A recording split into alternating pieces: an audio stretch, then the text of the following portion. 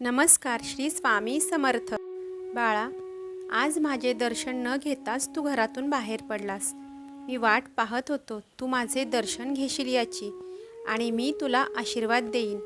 पण तू आज खूप गडबडीने घरातून बाहेर पडलास. यासाठी मात्र मी तुझ्यावर अजिबात रागवणार नाहीये, कारण तू इथे तुझ्या कामाला जास्त महत्त्व दिलेले आहेस आणि त्यामुळेच मी तुझ्यावर खूप प्रसन्न आहे. बाळा, मी नेहमी जे भक्त आपली जबाबदारी प्रामाणिकपणे पार पाडतात त्यांच्यासोबत सदैव उभा असतो.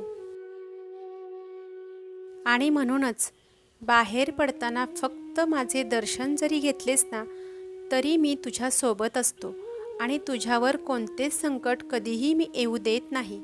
आणि बाळा, तुला जर हा संदेश आवडला असेल तर कमेंट्स बॉक्समध्ये श्री स्वामी समर्थ लिहायला विसरू नको.